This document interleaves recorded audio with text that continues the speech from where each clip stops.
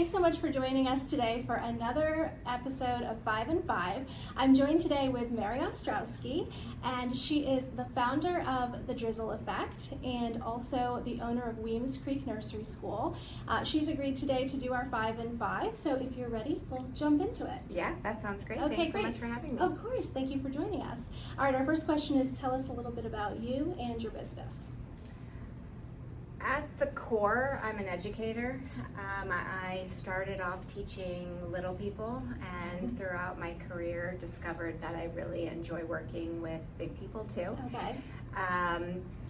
The heart of the mission really is building confidence and self-expression. So, with children, I just try to really help them find and trust their unique voice. And again, I've kind of learned throughout my work that it's great to teach little people this, but as adults, we frequently need to be reminded of that as well. Mm-hmm. So at Weems Creek and the Drizzle Effect both, that's really kind of the founding place of the work that we're trying to do, is really building that confidence through the lens of education. I love that. That is the most important work when we're working with children and our future generation, and I'm really excited about what you told me about the work that you're doing. What do you think sets you apart from other people in your industry? I don't know that I can truly answer that question. Okay. One of the things that I don't spend a lot of time doing is researching my competition. Okay. I really try to spend my time learning, keeping up with what's going on in my field educationally, and also just with, development, brain development and so forth, so that I can remain focused on what the mission is and the philosophy. And with the philosophy being that, every child wants to learn. And so I believe that it is our job to really get to know them as individuals so that we can help find what works for them rather than molding them to fit what works for us. And that can be very challenging work.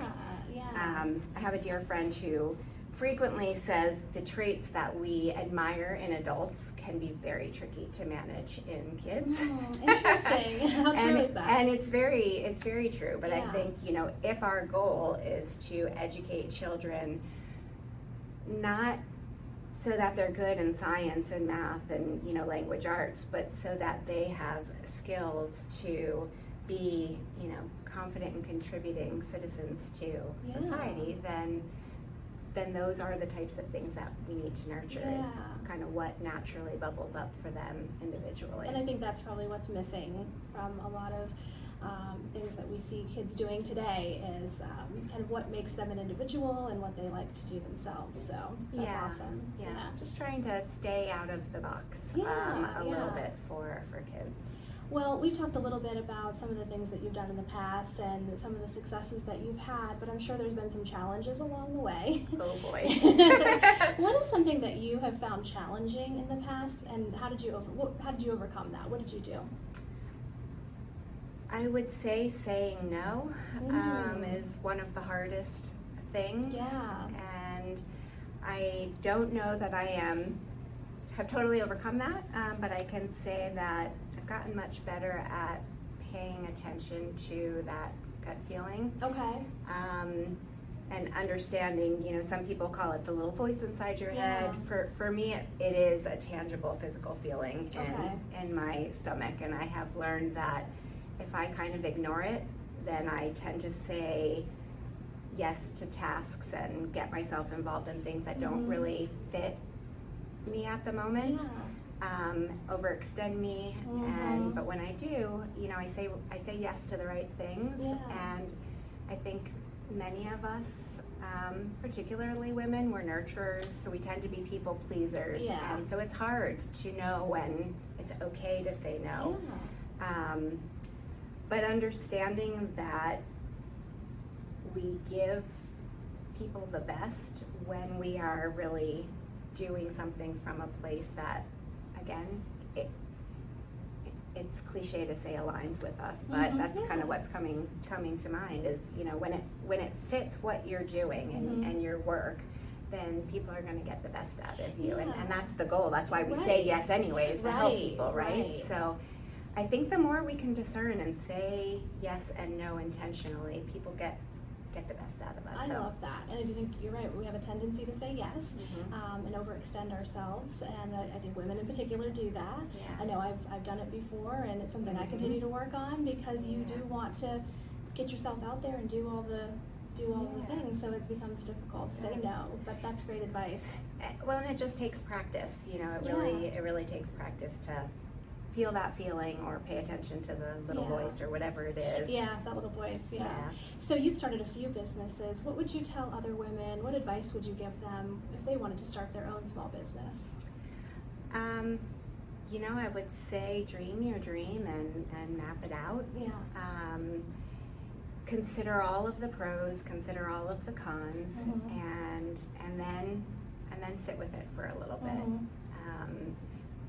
If it continues to excite you and you can really believe that you've got the ability to manage even the challenges, even if you don't know how you're going to do that, I say trust yourself enough to go for it. You know, you can create a plan which includes a timeline and includes an exit plan. That is something that I've done with both businesses. As I clearly know what my exit plan is if I get into it and it doesn't work.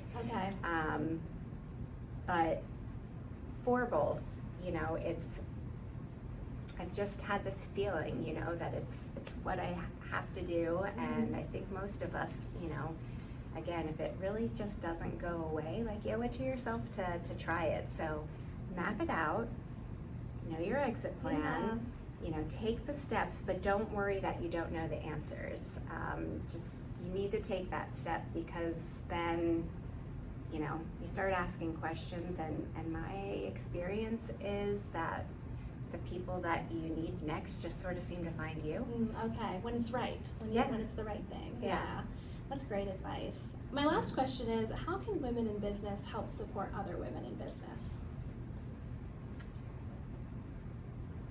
You know, I think that we support each other best when we remember that there is enough room for all of us, and we can be confident there are plenty of clients for all of us.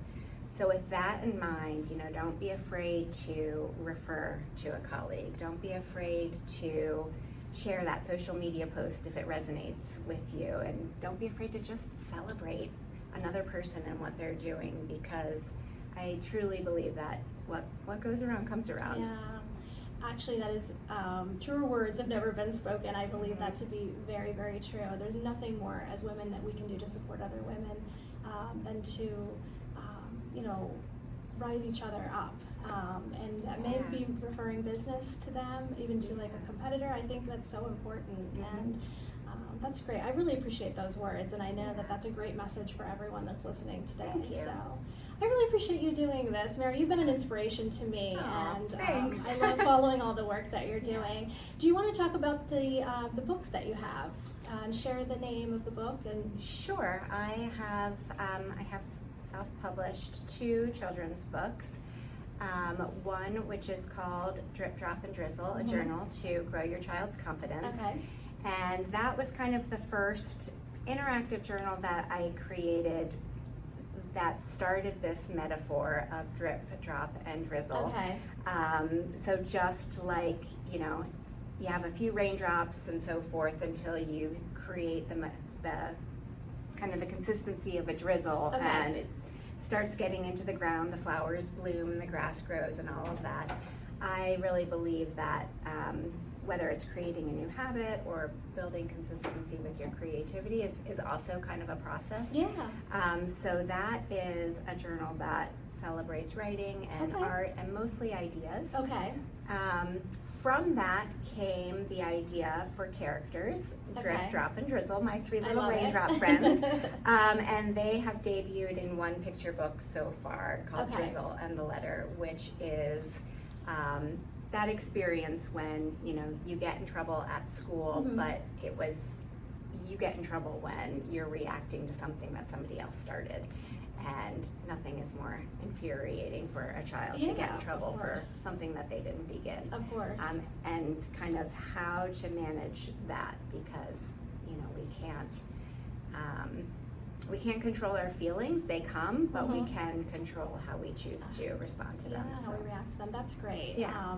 I think these are fantastic resources because these are feelings that all kids have and all kids need to know how to work through them. So it's fantastic. I'm so glad you shared them, and really I appreciate you coming in for our 5 and 5 today.